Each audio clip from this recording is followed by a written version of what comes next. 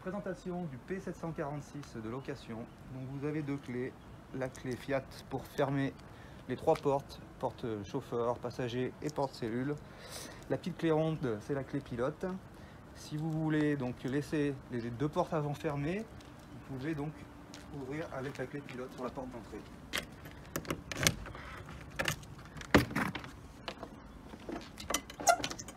La porte d'entrée a un occupant, une moustiquaire, le marchepied c'est la petite flèche vers le bas pour le sortir, la flèche vers le haut pour le remonter, et si vous l'avez oublié de le rentrer, en mettant le moteur en route, il rentre tout seul. Pour vous fermer de l'intérieur, donc vous poussez la poignée vers l'intérieur de la poignée, vous remettez la poignée à fleur comme ça quand vous voulez rentrer ou sortir, et quand vous voulez sortir de l'intérieur, vous tirez sur la poignée pour ouvrir la porte. Donc à côté des toilettes, vous avez le bouchon de remplissage de réservoir d'eau propre. Donc vous prenez la clé pilote, vous faites un quart de tour, vous appuyez sur le bouchon et vous tournez. Donc vous pouvez l'enlever et vous servir donc du tuyau d'eau qui est fourni avec les accessoires. Dès que l'eau ressort, c'est que vous avez rempli votre réservoir au plein. De ce côté-là, vous avez la prise de 220 extérieure qui nous permet donc de recharger le camping-car à l'intérieur, de pouvoir avoir du 220 aux prises et d'alimenter aussi le frigo au 220. Petit coffre à bouteille de gaz, donc vous prenez la clé pilote toujours, vous faites un quart de tour comme ça, les boutons s'éjectent, vous faites un demi-tour avec les poignets, la porte tient relevée, vous aurez deux bouteilles de gaz, donc la bouteille qui est ici est en service, pas besoin de fermer le gaz en roulant sur ce système d'étendeur et de tuyaux. Et quand vous aurez fini la bouteille, donc vous desserrez le tuyau qui est ici, que vous mettez de l'autre côté, vous appuyez 5 secondes sur le bouton vert, une fois que vous avez ouvert votre bouteille, et 5 secondes sur le bouton vert au niveau du détendeur. Ça réarme le gaz et après il n'y aura plus besoin de refaire cette manip. Le petit portillon qui se trouve au milieu, c'est le portillon des WC.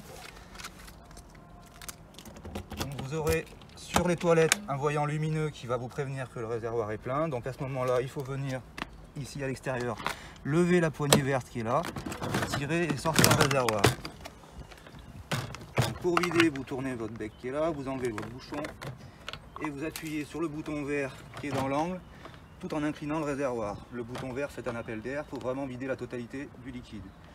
Une fois que vous avez vidé, il faut rincer, donc vous faites coulisser la petite trappe qui est ici, vous appuyez sur le bouton vert qui est là pour libérer la poignée grise, vous venez mettre de l'eau à l'intérieur, vous refermez tout et vous revidez une nouvelle fois. Et après, à chaque fois, il faudra remettre du produit à l'intérieur. Donc vous rouvrez une nouvelle fois et vous prenez votre bidon, vous en versez à l'intérieur la quantité en gros d'un verre à moutarde. Et après vous pouvez tout remettre en place et vous servir des WC normalement.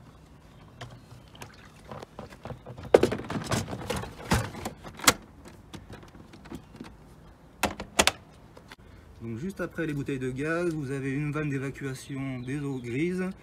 C'est une vanne quart tour, donc il faut prendre la poignée, la mettre dans le sens de la vanne et refermer pour garder l'eau à l'intérieur. Le replier, je reviens en arrière, je rapproche les pieds,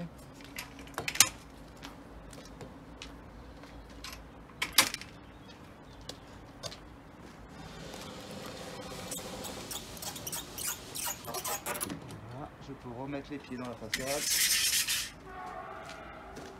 Je ne fais pas la molette tout de suite, je mets bien la pâte à plat comme elle est là. Je pousse de chaque côté et je rebloque la molette.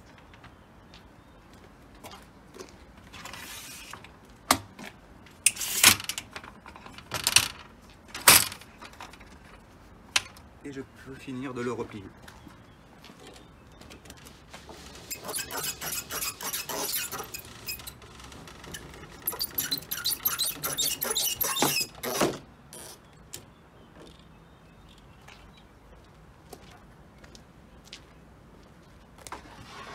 Dépliez le store, vous trouverez la manivelle dans la soute arrière. Il faut accrocher la manivelle ici, desserrer tout simplement et la façade du store. Le plus tôt possible, il faut sortir les pieds qui sont incorporés dans la façade. Donc comme maintenant, on vient les sortir en prenant une main de chaque côté, comme ça. Vous tirez sur le pied, vous articulez le pied pour le faire poser par terre. hauteur de votre pied. Vous faites pareil avec le deuxième. Vous inclinez les pieds vers l'extérieur et vous continuez à déplier le store jusqu'à que la toile se détende, et quand la toile est détendue, vous revenez dans l'autre sens pour la retendre.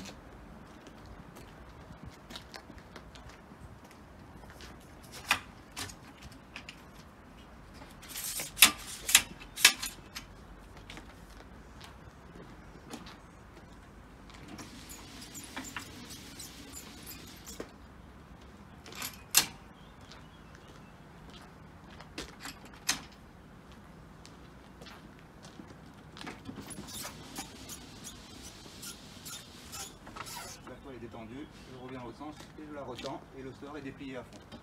Donc voici tous les accessoires que nous fournissons pour la location. Donc vous avez une rallonge électrique, ça c'est la partie qui vient sur le camping-car, ça c'est la partie qui va sur le bornier du camping. Et si vous voulez vous brancher chez vous avant de partir ou si vous allez chez des amis, admettons, on vient mettre le raccord qui est là pour avoir du 220 classique de maison. Nous avons du produit WC qu'il faudra remettre à chaque fois que le réservoir sera vide. Et une rallonge d'eau pour faire le plein. Ça c'est le tuyau qu'on vient mettre dans la bouche du camping-car. Et on vient mettre le raccord sur le côté et vous aurez tout un tas de petits raccords adaptateurs. On a une sacoche avec du produit anti-crevaison et un gonfleur. Et vous avez un triangle qui est ici. Ainsi qu'une sacoche avec des cales.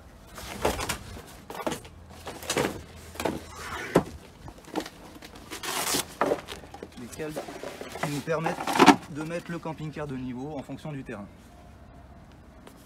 Donc en entrant, vous avez la centrale, ça nous gère donc tout le 12 volts dans le camping-car. Ici c'est l'interrupteur général. Ici donc c'est la pompe à eau pour avoir de l'eau à la cuisine, salle de bain, la douche et la chasse d'eau des WC. Ici c'est pour avoir des lampes, que vous retrouverez les interrupteurs un peu de partout. Et le petit bouton auxiliaire qui est là nous sert à avoir le piezo pour le réchaud et pour avoir l'autoradio à l'arrêt. De l'autre côté c'est des niveaux, donc ici les batteries pilotes, ici le réservoir d'eau propre, ici les eaux grises et en dessous le niveau de la batterie moteur. Quand vous serez branché au 220 à l'extérieur, vous aurez un voyant orange qui s'allume ici pour vous prévenir que le 220 arrive bien dans le camping-car. Et en même temps, si vous faites le test de la batterie, si elle était déchargée, vous verrez que les voyants au maximum seraient éclairés. Donc la commande du chauffage, pour la mettre en route, il faut appuyer sur le bouton rond. Toutes les actions que vous voulez faire sont en dessous du trait, et dès que vous validez quelque chose, ça passe en dessous du trait. Donc là, il y a un petit thermomètre qui clignote dans le camping-car, ça veut dire qu'on veut régler le chauffage. Je clique dessus, il me dit que le chauffage était éteint, je choisis ma température intérieure et je valide. Si je veux plus de chauffage, je clique dessus, je reviens sur off et je valide. Dès que je veux de l'eau chaude, je vais sur le symbole de thermomètre dans les vagues, je clique dessus, il me dit que le chauffe-eau ne travaille plus, je le mets sur Eco, Hot ou Boost et je valide. Le voyant va clignoter en dessus pour me dire que le chauffe-eau chauffe l'eau. Et quand le voyant est fixe, ça voudra dire que l'eau est chaude. Dès que je ne veux plus d'eau chaude, je reviens sur off et je valide. Donc pour le coin cuisine, vous avez une première partie évier, le réchaud, donc toujours auxiliaire au niveau du tableau pour avoir l'étincelle, un bouton par brûleur. Et les prises USB et allume-cigare fonctionnent également sur l'auxiliaire à la centrale. Le frigo, il a une mise en route par le premier bouton qui est ici. Vous verrez que le voyant A étant éclairé, ça veut dire que votre frigo est en mode automatique. Donc n'étant pas branché au 220 pour l'instant, il se met en route au gaz. Je me branche au 220, il passe sur la prise 220. Je mets le moteur en route, il bascule sur la batterie. C'est lui qui gère l'alimentation tout seul. Et le thermostat s'augmente avec le bouton qui est là. Donc nous avons une porte pivotante qui permet de séparer entre l'arrière et l'avant, ou alors la porte coulissante qui est ici.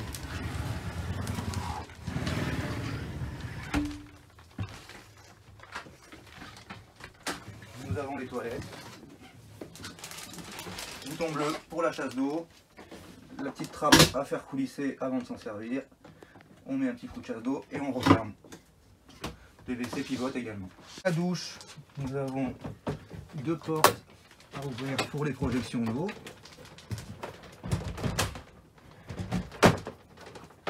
Une douchette avec mitigeur eau chaude et eau froide. Bien enlever la petite planche qui est par terre, qui est juste une planche pour rattraper le décalage, mais qu'on ne peut pas se doucher dessus. Pour descendre le lit électrique, il faut vous assurer que la zone soit bien dégagée. Donc descendre les 2 dossiers de chaque côté et s'assurer que les sièges ne gênent pas à la descente. Donc il faut leur avancer. La zone étant libre, on peut descendre le lit. Et surtout ne rien laisser sur la table, genre bouteille ou chose qui pourrait gêner au niveau du placard.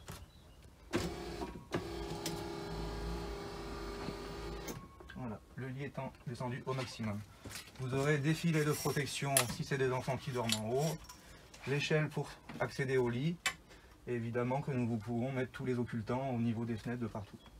Pour accéder donc à toute la partie électrique du camping-car, il faut enlever les coussins de l'assise et du dossier de la dinette, et vous trouverez donc la batterie cellule, tous les fusibles de la partie pilote et un disjoncteur 220, ainsi que le chauffe-eau. Pour la nuit ou pour la chaleur, nous avons un rideau pare-brise. Vous prenez bien une main de chaque côté, vous tirez dessus et vous remontez jusqu'en haut. Pour les portières, il y a une petite languette à faire pivoter comme ça. Libérez la poignée. Vous redescendez et la partie est aimantée à ce niveau-là et tient sur la portière. Pour l'utilisation de la télévision, donc vous aurez une antenne dans la penderie. C'est une antenne sur mât qu'il faut relever en fonction de l'endroit où on est pour mieux capter. Donc il faut desserrer la molette, puis la relever. Après utilisation, toujours la redescendre et bien vérifier avant de partir qu'elle soit bien descendue. Donc ensuite, dans le placard en dessus du frigo, vous avez donc la télé. La télé, vous avez un petit bouton à appuyer ici pour pouvoir la libérer, la sortir. Elle peut se regarder de l'avant ou de l'arrière en tirant le petit bouton qui est dessous. Je peux donc la retourner et la regarder du lit. L'interrupteur blanc qui est dessous ici sert à m'alimenter la télévision et un ampli d'antenne qui est caché. L'interrupteur met la télé en veille, donc j'appuie sur le bouton rouge de la télécommande pour l'éclairer. Donc une fois que la télé est éclairée, avec le bouton source, vous devez toujours être sur antenne qui est ici. Ensuite, si vous n'avez pas d'image, vous devez faire une recherche de chaîne. Donc vous appuyez sur le bouton menu, vous redescendez avec la flèche pour aller sur recherche automatique, vous validez avec le bouton OK. Vous descendez sur France, vous revalidez. Vous allez avoir donc une barre de chargement et quand vous aurez des chaînes qui auront été trouvées, elles s'afficheront à ce niveau-là. Donc vous lancez votre recherche et dès que vous avez des chaînes qui s'affichent ici, ça veut dire que vous êtes bien dans un endroit où vous captez la TNT. Vous attendez bien que votre pourcentage se finisse pour que les chaînes s'enregistrent et l'image va apparaître tout seul. Vous allez vouloir que des chaînes DTV. DTV c'est la TNT. TV c'est l'analogique qui n'existe plus. Donc vous pouvez zapper le TV. Pour cela, vous faites le bouton menu et il vous demande si vous voulez annuler la recherche ATV. Donc vous validez avec la flèche de gauche pour mettre oui. Du coup, là, vous faites que la recherche des TV. Une fois que vous avez fini d'utiliser la télé, donc bien replier la télé et la bloquer, la rentrer dans son emplacement et couper l'interrupteur qui nous coupe tout et bien penser à aller redescendre l'antenne qui est dans la penderie. À côté du volant, côté gauche, vous avez un écran de caméra de recul. Soit vous avez l'image en permanence comme ça, soit vous aurez l'image en passant la marche arrière.